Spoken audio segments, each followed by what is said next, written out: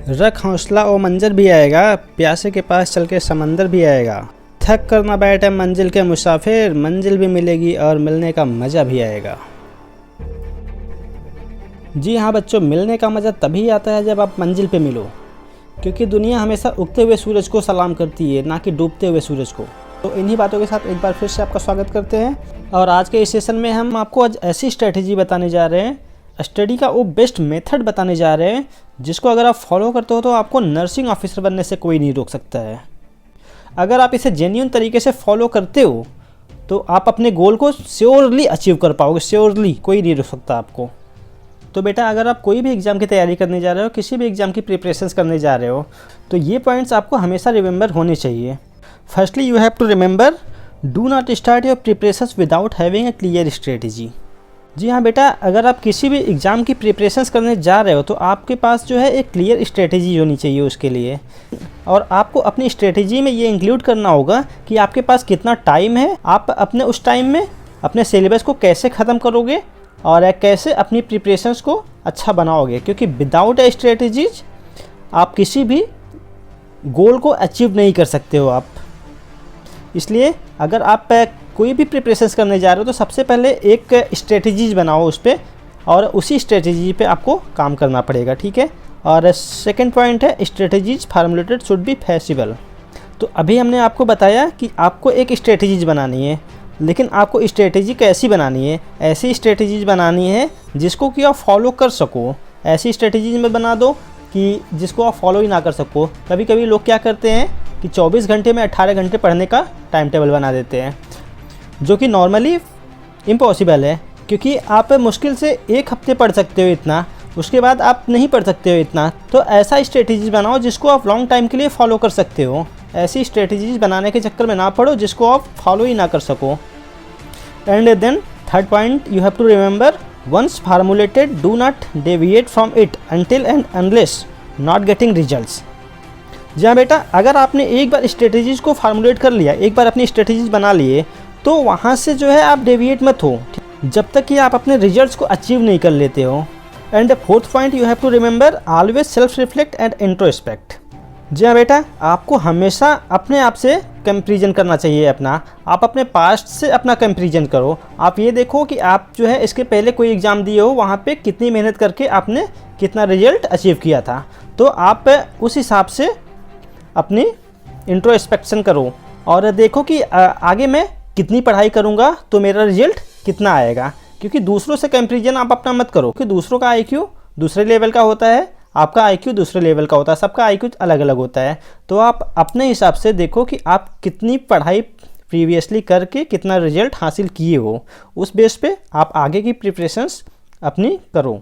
क्योंकि आप अपनी एलिजिबिलिटी के हिसाब से पढ़ोगे तो आप जो है ज़्यादा बेटर एग्जाम्स में कर सकते हो और ज़्यादा गेन कर सकते हो। किसी भी प्रिपरेशन में सबसे ज़रूरी बात है कंटिन्यूटी। अगर आपने कंटिन्यूटी मेंटेन की हुई है तो आपको सक्सेस होने से कोई नहीं रोक सकता है।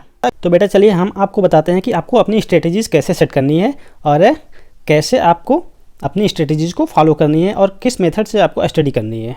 तो सबसे पहले तो आपको एक टारगेट बेस्ड स्ट्रेटजीज बनानी है, ठीक है। It means firstly you have to clear कि आपका टारगेट क्या है, आपका गोल क्या है, आप क्या अचीव करना चाह रहे हो। और एक बार अगर आपने अपना टारगेट सेट कर लिया, then you have to stick on your target, your goal, until you achieved your goal. मतलब कि आपने अगर एक बार टारगेट को सेट कर लिया है तो जब तक कि आप उसको अचीव नहीं कर लेते हो तब तक आप उस पर स्टिक रहो, आप उस पर बरकरार रहो। अब बात आती है कि टारगेट बेस्ड स्ट्रेटजीज बनानी कैसे है। तो मान लीजिए कि आप एग्ज़ाम के 6 महीने पहले से पढ़ना स्टार्ट करते हो, क्योंकि बेसिकली लोग सीरियस होते हैं 6 महीने पहले से ही पढ़ने के लिए। तो आप एक गोल बनाते हो कि आपको 6 महीने के अंदर आपका गोल अचीव करना है, आपका टारगेट अचीव करना है, और आप उस पर एक स्ट्रेटजीज बनाते हो।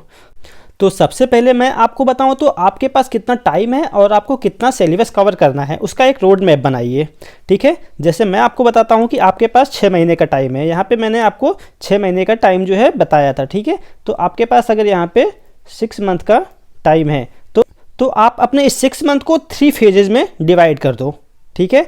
आप यहाँ पे फर्स्ट फेज़ बनाओ, सेकेंड फेज़ बनाओ एंड थर्ड फेज़ बनाओ, ठीक है। और इन 3 फेजेज़ को आप मंथ में डिवाइड कर दो। आपके पास 6 मंथ है तो आप फर्स्ट फेज में 3 मंथ दे दो, ठीक है। और नेक्स्ट आपका जो सेकंड फेज आता है उसमें नेक्स्ट 2 मंथ दे दो, और लास्ट फेज में आप 1 मंथ रखो, ठीक है। तो इस तरीके से आपका जो है 6 मंथ कंप्लीट हो जाएगा, ठीक है। तो आपको 6 मंथ का टारगेट बनाना है, तो आप अपने 3 फेजेस को डिवाइड कर दो और मंथ वाइज डिवाइड कर दो कि पहले फेज में मुझे 3 महीने मिले हैं तो 3 महीने में मुझे कितना सिलेबस कवर करना है, और सेकेंड फेज में मुझे फिर कितना कवर करना है और क्या करना है, एंड इसी तरह थर्ड फेज में मुझे क्या पढ़ना है। तो मैं आपको आज फेज वाइज बताऊंगा, स्टेज वाइज बताऊंगा कि आपको फर्स्ट फेज में क्या कवर करना है, सेकंड फेज में क्या कवर करना है और थर्ड फेज में क्या कवर करना है, और कैसे अपने स्टडी को सुदृढ़ बनाना है कि आप अपने गोल को अचीव कर सको। तो सबसे पहले हम बात करते हैं फर्स्ट फेज की। तो फर्स्ट फेज में हमने आपको 3 मंथ दिया था। 3 मंथ मतलब आपके पास 90 डेज है। तो 90 डेज में सबसे पहले आप टारगेट बनाओ कि आप एक बार जितने भी सब्जेक्ट है आपके, जैसे आपके पास MSN है, आपके पास फंडा है, आपका मेन सब्जेक्ट है OBG है, और आपका मेन सब्जेक्ट कम्युनिटी है, पीडिया है, और जितने भी सब्जेक्ट आपके नर्सिंग्स में आते हैं उनको 3 महीने में आपको उनकी थियरी कवर करनी है। सबसे पहले आप क्या करो कि जितने भी सब्जेक्ट आते हैं उनकी थियरी को कम्प्लीटली कवर करो फर्स्ट 3 मंथ में, और थियरी के साथ साथ उससे रिलेटेड जो आप चैप्टर ख़त्म होता है तो उसके पीछे आप देखेंगे कुछ 5 से 10 क्वेश्चंस दिए होते हैं, उन क्वेश्चंस को करो। ज़्यादा क्वेश्चंस के पीछे मत भागो उस समय। और यहाँ पे मेरी सलाह यही है, और जो मेरा एक्सपीरियंस है, मेरा पर्सनल एक्सपीरियंस है, वो यही है कि इस टाइम पे बहुत ज़्यादा MCQ पे फोकस करने की ज़रूरत नहीं होती है, क्योंकि एक बार सबसे पहले आपको अपना थियरी पोर्शन क्लियर करना ही पड़ेगा। अगर आपको MCQ निकालने हैं तो, अगर आपको MCQ सॉल्व करने हैं तो, और एग्ज़ाम में क्लियर करना है तो, क्योंकि एक बार अगर आपकी थियरी कम्प्लीटली क्लियर हो जाती है आपको, तो आपको MCQ निकालने में ज़्यादा प्रॉब्लम्स नहीं होगी। और आगे की स्ट्रेटजी चलिए मैं आपको बताता हूँ सेकंड फेज में। देन आप आ जाओ सेकंड फेज में। अब आपको सेकंड फेज में करना क्या है तो मैं आपको बता रहा हूँ। तो अभी आपने फर्स्ट फेज में जो भी थियरी पढ़ी है, तो आपने जो थियरी 3 महीने में पढ़ी थी, अगर आप उसको रिवाइज़ करोगे तो आप मात्र 1 महीने में ही रिवाइज़ कर सकते हो, लेकिन आपको करना नहीं है। आपको 1 महीने में उसको नहीं ख़त्म करना है। मैं आपको बताता हूँ आपको करना क्या है। आपको करना यह है कि आपने जो भी पढ़ा है उसको सब्जेक्ट वाइज और चैप्टर वाइज रिवाइज करो, और रिवाइज करने के साथ साथ एक शॉर्ट नोट्स बनाओ अपना, और फिर उस चैप्टर के MCQ को उठाओ और उसको करना स्टार्ट करो। आप देखोगे कि मैक्सिमम MCQ आप सॉल्व कर जाओगे। आपको जो मैंने फर्स्ट फेज दिया था 3 मंथ का, उसमें आपने जो थियरी पढ़ी है एक बार उसको रिवाइज करो और उसका जो है शॉर्ट नोट्स बना लो जल्दी से। और शॉर्ट नोट्स बनाने के बाद उसके बाद आप उसके MCQ को उठाओ। आप देखोगे वो MCQ आपसे कितना जल्दी सॉल्व हो जाएंगे। आप विश्वास नहीं करोगे कितना जल्दी सॉल्व हो जाएंगे। अगर आपको भरोसा ना हो तो एक बार ट्राई करके आप देख लेना। अगर ना सॉल्व हो तो कहना आप मुझसे। मैं इतना कॉन्फिडेंस से इसलिए बोल रहा हूँ क्योंकि मैंने खुद ट्राई किया है, और मैं कोई बहुत ज़्यादा तेज़ बच्चा नहीं था। मैं एक एवरेज बच्चा था अपने स्टडी टाइम में, अपने कॉलेज टाइम में। लेकिन जब मैंने इस स्ट्रेटजी से पढ़ाई किया और निकल लिया, तो आप तो काफ़ी अच्छे बच्चे होंगे, आप भी आराम से निकल जाओगे। एक बार ट्राई तो करो, कोशिश तो करो निकालने की। तो अभी तक आपने 2 फेज़ की पढ़ाई अपनी ख़त्म कर ली है, और 2 फेज़ में आपने 2 times theory, 1 time short notes and 1 time MCQ भी ख़त्म कर लिया है। ये सोचो आप, तो क्यों नहीं निकलेगा आपसे एग्ज़ाम जब आपने 2 times theory, 1 time short notes, 1 time MCQs ख़त्म कर लिया है, और उसके बाद भी आपके पास 1 मंथ अभी बचा हुआ है, और उसमें मैं आपको स्ट्रेटजीज बता रहा हूँ कि उसमें क्या करना है आपको। क्यों नहीं निकलेगा भाई एग्ज़ाम? एग्ज़ाम तो ऐसे निकल जाएगा आपका। आप पढ़ाई तो करो। और चलिए बात करते हैं अब थर्ड फेज़ में आपको क्या करना है, लास्ट के 1 मंथ में आपको क्या करना है। क्योंकि आपने अभी तक first phase and second phase 2 complete कर लिया है, उसके बाद आपको लास्ट फेज़ में क्या पढ़ना है, कैसे पढ़ना है। तो लास्ट फेज़ में मैं आपको बताऊं तो लास्ट फेज़ में आप कोई भी चीज़ नहीं पढ़ने की कोशिश मत करिए। आप ये मत सोचो कि कोई दूसरी बुक उठा के पढ़ लूँ, भाई ये भी पढ़ लूँ, वो भी बुक पढ़ लूँ, ये भी बुक पढ़ लूँ। ये ऐसे नहीं।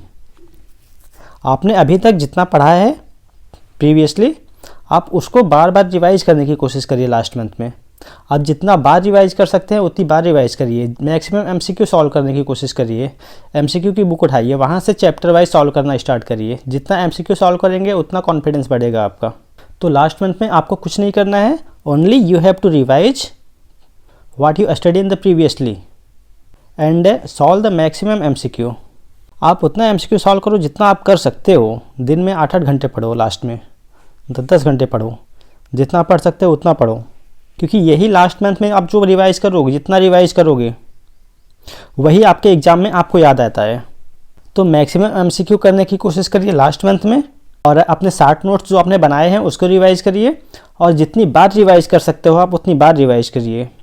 और उसके साथ साथ आपको एक बात और करनी है लास्ट मंथ में, कि आप जिसका भी एग्ज़ाम देने जा रहे हो, जो भी एग्ज़ाम देने जा रहे हो, आप जैसे आप नॉर्सेट देने जा रहे हो, पीजीआई देने जा रहे हो, ईएसआईसी देने जा रहे हो, जो भी देने जा रहे हो, उसका प्रीवियस ईयर का पेपर उठाओ, प्रीवियस ईयर के क्वेश्चंस उठाओ, जहाँ से भी मिलता है वहाँ से उठाओ प्रीवियस ईयर के क्वेश्चंस, और उन प्रीवियस ईयर के क्वेश्चंस को करना स्टार्ट करो। क्योंकि प्रीवियस ईयर का क्वेश्चंस बहुत ही इंपॉर्टेंट होता है किसी भी एग्ज़ाम को देने के लिए, क्योंकि उसी बेस पे क्वेश्चंस बनाया जाता है। और कभी कभी तो होता है कि डायरेक्ट क्वेश्चंस 3-4 मिल जाते हैं प्रीवियस ईयर से आपको। अगर आपको प्रीवियस ईयर से डायरेक्ट क्वेश्चन ना भी मिलते हैं तो भी आपको उसी बेस पे, उसी पैटर्न पे क्वेश्चंस मिलेंगे। तो प्रीवियस ईयर के क्वेश्चन सॉल्व करना is very necessary in last month. Last month में कुछ मत करो, जितना आपने पढ़ा है उसको रिवाइज करो, मैक्सिमम एमसीक्यू करो, एंड प्रीवियस ईयर के क्वेश्चंस एंड प्रीवियस ईयर के पेपर सॉल्व करो। That's it. ज़्यादा इधर उधर भागने की कोशिश मत करो, क्योंकि आप सोचो ये किताब पढ़ लूँ, वो किताब पढ़ लूँ, तो फिर आप कंफ्यूज हो जाओगे, किताब ही पढ़ते रह जाओगे। तो ये स्ट्रेटेजीज आप फॉलो करो। This is very helpful for your preparations and for your success. तो लास्ट में बात करते हैं कि आपको पढ़ाई में कितना टाइम देना है, कितने आवर की स्टडी करना है, क्योंकि बार बार लोग यही पूछते हैं कि कितने आवर की स्टडी करनी चाहिए हमें। तो आवर की स्टडी जो है कोई फिक्स नहीं होती है, ये डिपेंड करता है आपकी कैपेसिटीज़ पे, आपके लर्निंग पावर पे, आपके आईक्यू पे। कुछ लोग होते हैं जो दिन में 2 घंटे पढ़ के भी निकाल सकते हैं, और कुछ लोग होते हैं जो दिन में 10-10 घंटे पढ़ते हैं फिर भी कोई भी एग्ज़ाम क्वालिफाई नहीं कर पाते हैं। तो अगर ये कोई बताता है कि आप 6 घंटे पढ़ के, 5 घंटे पढ़ के आप एग्ज़ाम निकाल दोगे, तो ये गलत बात है, क्योंकि सबकी कैपेसिटी अलग अलग होती है। तो मैं आपको ये नहीं बताऊंगा कि आप इतने हावाई पढ़ो तभी आप निकाल पाओगे, क्योंकि आपकी कैपेसिटी के ऊपर है। आपको पता है आप कितने टाइम में कितना लर्न कर सकते हो, आप उस हिसाब से डिसाइड करो कि आपको कितने आवर पढ़ना है। लेकिन फिर भी मैं इतना ज़रूर कहूँगा कि मिनिमम आपको 3 घंटे रेगुलर पढ़ना है। 3 घंटे तो आपको पढ़ना ही पड़ेगा रेगुलर। और लास्ट के महीने में जब आपका एग्ज़ाम आ जाता है तब तो आपको अपनी स्टडी बढ़ानी ही बढ़ानी पड़ेगी, क्योंकि लास्ट के मंथ में 3 घंटे पढ़ के काम नहीं चलने वाला है। लास्ट के महीने में आपको 5 आवर 6 आवर तो मिनिमम पढ़ना पड़ेगा सेल्फ स्टडी। आप अगर और कहीं से पढ़ रहे हो, यूट्यूब से पढ़ रहे हो या कहीं से भी पढ़ रहे हो, उसको छोड़ के आपको जो सेल्फ स्टडी करनी है वो आपको 4 से 5 घंटे की करनी पड़ेगी वन डे में। तो आप अपनी कैपेसिटी के ऊपर, अपने आईक्यू के लेवल से डिसाइड करो कि आप कितने घंटे में अपना सिलेबस कवर कर सकते हो। उस हिसाब से आप अपना टाइम टेबल सेट करो। आपको अपना टाइम टेबल 6 घंटे का, 8 घंटे का, 10 घंटे का, एक दिन में जितना घंटा आप पढ़ सकते हो, आपके पास जितना टाइम है, आपके ब्रेन की जितनी कैपेसिटी है, आप उतना टाइम टेबल बनाओ, उतने आवर का ही टाइम टेबल बनाओ। तो मैं बता रहा हूँ आपको, अगर आप इस तरीके से पढ़ते हो, इस तरह से अपना टाइम टेबल सेट करते हो, अपनी स्ट्रेटेजीज बनाते हो, तो आप जो है सक्सेस हो जाओगे अपनी लाइफ में। और मैं आपसे ये नहीं कह रहा हूँ कि जो स्ट्रेटेजीज मैंने बनाया है आप वही स्ट्रेटेजी बनाओ। सबकी स्ट्रेटेजी अलग अलग होती है, सबका गोल अलग अलग होता है, और सबका पढ़ने का तरीका अलग अलग होता है। तो आपके ऊपर जो स्ट्रेटेजी सूट करती है आप वो स्ट्रेटेजीज पे अप्लाई करो, आप वो स्ट्रेटेजी बनाओ अपने लिए। क्योंकि हमने अपनी स्ट्रेटेजीज आपको बताई है, हमने कैसे पढ़ाई किया था और हमने कैसे सक्सेस पाई है। लेकिन हो सकता है आप हमसे बेटर स्ट्रेटेजीज बना के उस पर पढ़ के और आप हमसे बेटर सक्सेस पा सकते हो। तो ये आपको डिसाइड करना है आपको कैसे पढ़ना है। आपको अपने विल पावर और अपने कैपेसिटी के हिसाब से स्ट्रेटेजीज बनानी है, आपको टाइम टेबल सेट करना है। तो बेटा लास्ट में मैं यही कहूँगा, मन लगा के पढ़ो, दिखाने के लिए मत पढ़ो। जो भी पढ़ो उसको मन से पढ़ो, याद करो और ज़िंदगी में सक्सेस पाओ। क्योंकि दुनिया हमेशा उगते हुए सूरज को ही सलाम करती है।